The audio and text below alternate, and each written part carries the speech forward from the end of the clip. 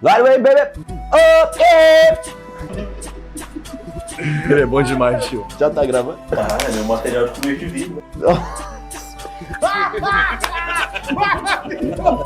Se você quer entender como o MC Guimê e o Cara de Sapato podem aparecer na sua redação do Enem, fica nesse vídeo porque eu vou te mostrar como o tema pode cobrar esse tipo de problemática.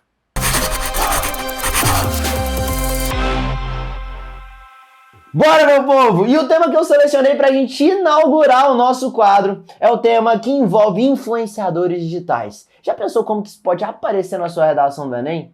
Poxa, faz todo sentido do mundo, porque influenciadores, eles hoje compõem a nova forma de comunicação que a gente tem na pós-modernidade e diretamente estão envolvidos com vários problemas sociais. E o tema que eu pensei, a composição temática com núcleo e recorte para figurar em uma proposta de redação foi a responsabilidade dos influenciadores digitais frente ao discurso propagado nas redes. Mas antes, eu queria chamar a sua atenção. O que você está vendo aqui no tablet não é o que eu quero que você faça.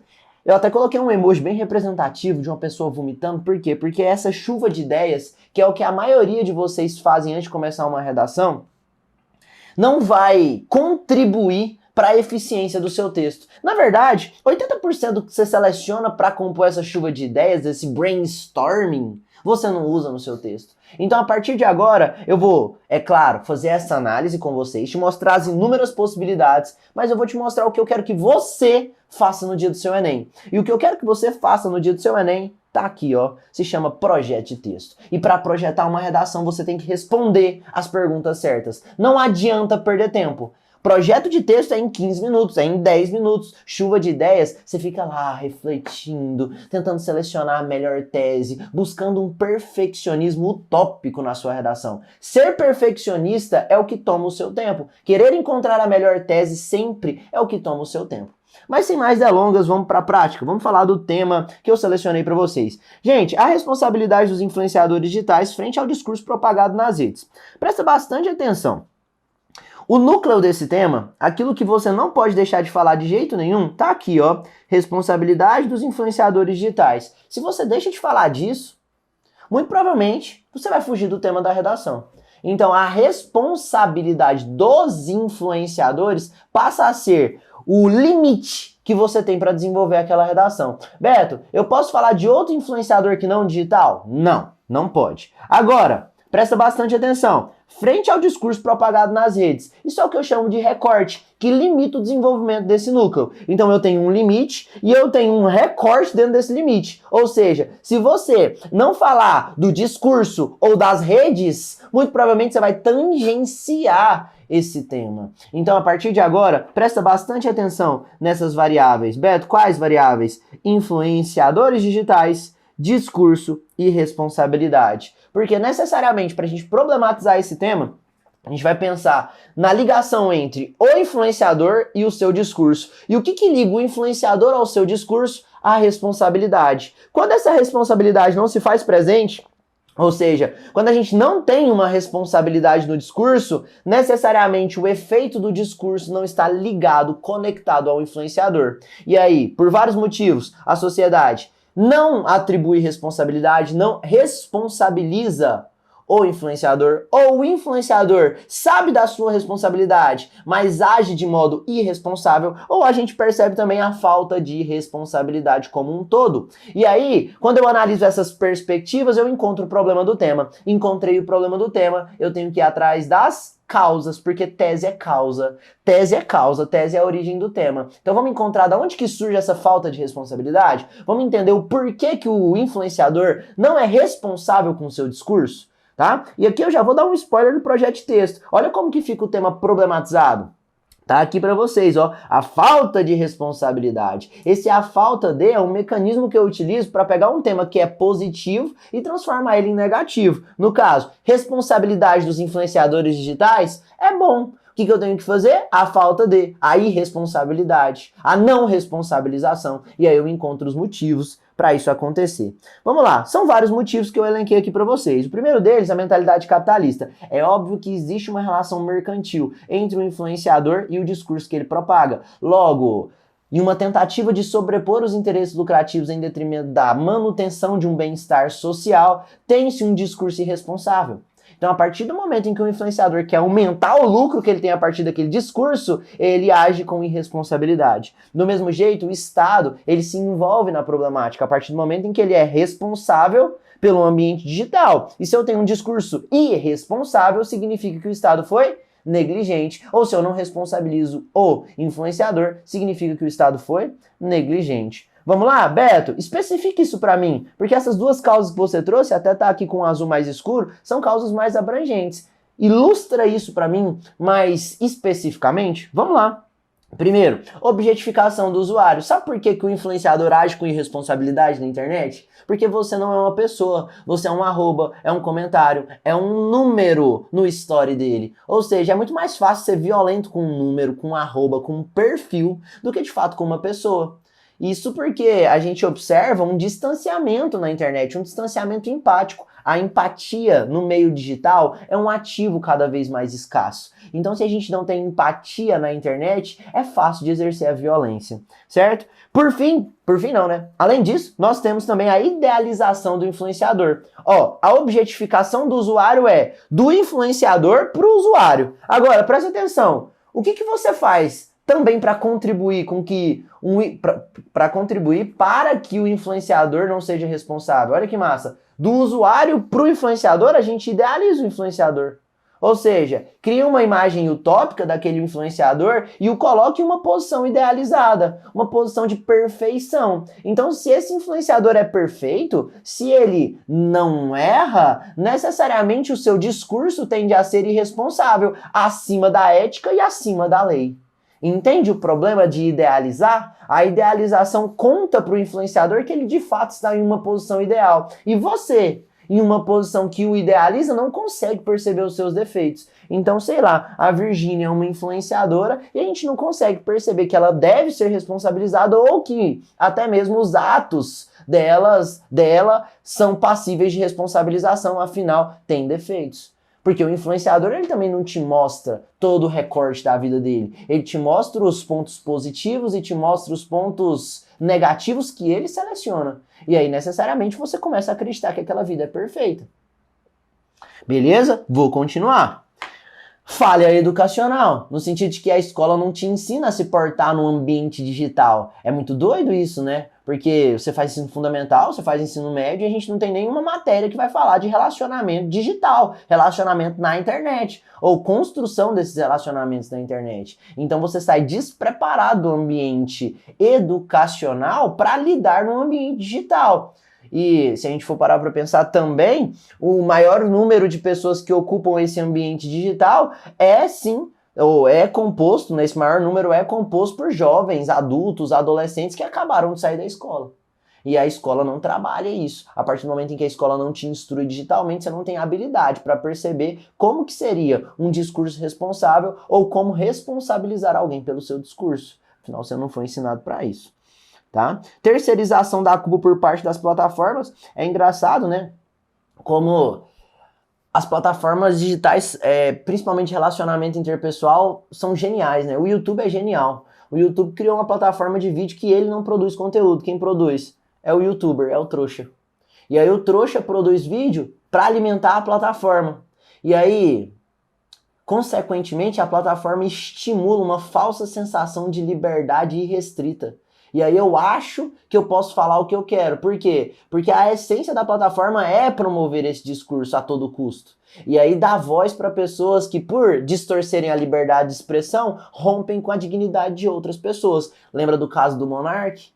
Lá no podcast? Então, o Monark acha até hoje que estava certo de sustentar, de legitimar uma ideologia como o nazismo. E aí, a partir do momento, eu não vou nem entrar no mérito, mas a partir do momento em que ele se sente no direito de discursar acerca de um crime e defender a existência de um crime, a gente tem um problema. A gente tem um problema porque a gente distorceu a liberdade de expressão. E aí isso acontece no Instagram, no YouTube, no TikTok. E a gente não responsabiliza as plataformas. Na verdade, a plataforma responsabiliza o produtor de conteúdo. E ele de fato é responsável? É, mas a plataforma também. Faz sentido? Vocês entenderam? Então, a partir do momento em que a gente tem a responsabilidade ligando o influenciador ao usuário, existe a objetificação do polo do influenciador para o usuário. Existe a idealização do polo do usuário para o influenciador. E o meio que eles habitam, que é a plataforma, também passa a ser responsável, porque é um meio que estimula discursos impensados, que estimula discursos que acreditam que a liberdade de expressão é, de fato, um direito absoluto. E não, ela esbarra em outros direitos. Inclusive, se a gente for pensar na pirâmide lá do Hans Kelsen, a gente tem vários direitos que são colocados à frente da liberdade de expressão para a manutenção de uma vida digna, por exemplo.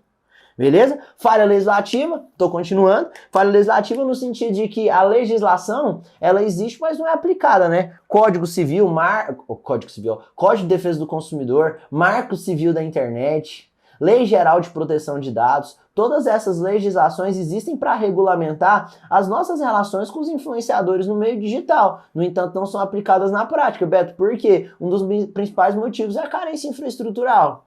Para fiscalizar, para efetivar a legislação na internet, primeiro, eu preciso de infraestrutura e conhecimento específico. É muito diferente do presencial, que já não tem infraestrutura. Para fiscalizar uma legislação no presencial, eu posso contar com um policial, ele fiscaliza e aplica a lei.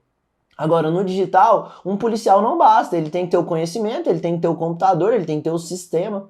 Então, a infraestrutura é muito mais robusta para a aplicação da legislação. E aí, necessariamente, o Brasil é um país carente de infraestrutura. E é justamente por isso que a legislação na internet tem uma grande dificuldade de ser aplicada. Por isso, a sensação de impunidade. E aí, no Brasil, tudo que não é punido é permitido ou tende a ser visto como permitido. Afinal, você nunca foi punido, então a gente banaliza essa punição. E aí o influenciador de fato acha que ele pode fazer o que ele quiser, afinal ninguém nunca o puniu. Beleza? Individualismo, né? O influenciador ele age a partir de uma perspectiva individual, a partir de uma perspectiva que foca nos seus interesses, aumento de visualização, aumento de clique, aumento de número, e aí ele age de modo impensado, ele exerce um discurso irresponsável, né? Romantização do ambiente virtual, a gente tem um problema, Arthur, gigantesco, porque a gente estimula a irresponsabilidade.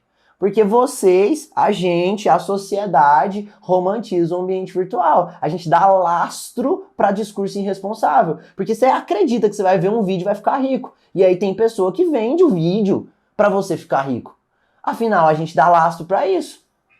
Do mesmo jeito que a gente dá lastro para a concepção de novas autoridades ou de falsas autoridades. A blogueira emagreceu, ela vende curso para emagrecimento. Como que ela vai ser responsabilizada por algo que ela de fato nunca tinha expertise? Mas por que ela tem lastro para vender? Porque a gente romantiza. É o mesmo cara que ficou um pouco forte e vende o treino. Ou o cara que nunca ficou rico e vende curso para enriquecer. Ou o aluno que tirou mais de 900 na redação e abre um estúdio grande e vai concorrer com o professor. É foda. Vocês entenderam? E aí, de fato, a gente tem um ambiente que comercializa produtos e serviços, que comercializa um discurso que não é responsável. Beto, por quê? Primeiro, porque não tem conhecimento técnico para que isso aconteça. Segundo, porque a gente deu lastro para que isso acontecesse. Então não tem como fazer a responsabilização de alguém que nunca foi responsável por aquilo. Complexo, né? Bem complexo, mas ó, tudo isso que eu falei pra vocês é a tal da chuva de ideias. Acredito que o vídeo já deve estar muito longo, né? 10, 20 minutos, sei lá. Eu tô falando aqui há um tempo. Uns 15 minutos, Arthur? Você desistiu do primeiro. É porque eu desisti do primeiro. Mas já tem uns 10 minutos. Já tem uns 10 minutos.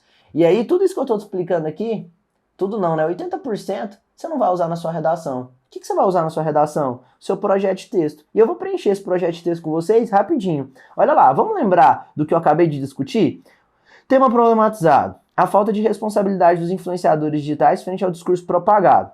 Repertório introdutório. A massa mantém a marca mantém a mídia, e a mídia controla a massa. Quem disse isso? George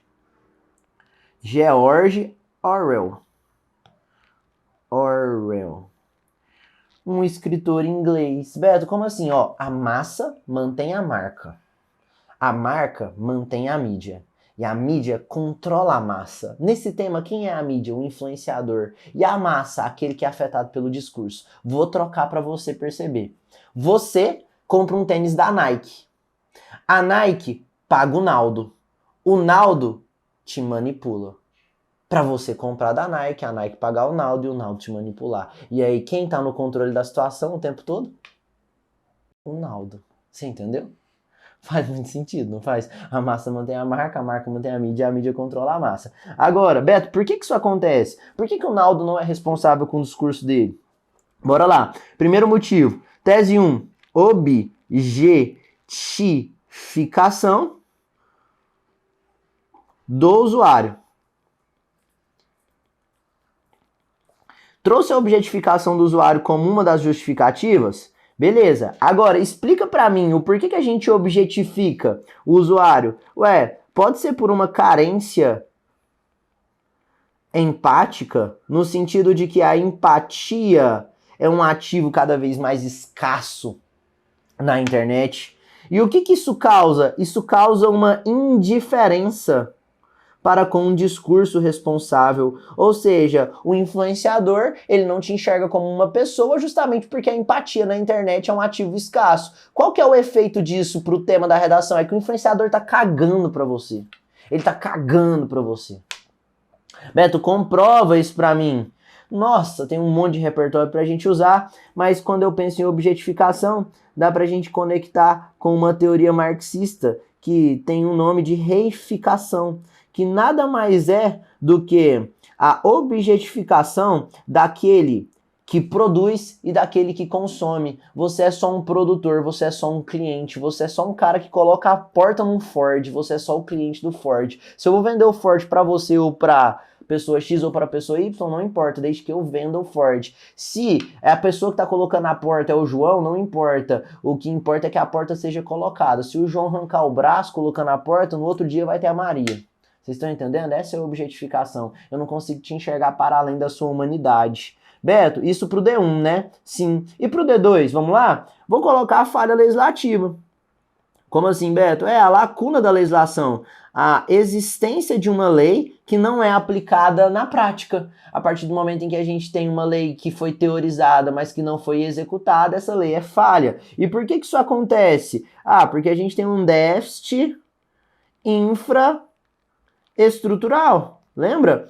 A gente não consegue aplicar a legislação porque não tem infraestrutura para que isso seja aplicado, para que isso aconteça. Qual que é a relação disso com o tema? Ué, se a gente tem uma falha legislativa e um déficit infraestrutural, eu gero uma sensação de impunidade a partir da banalização de comportamentos criminosos.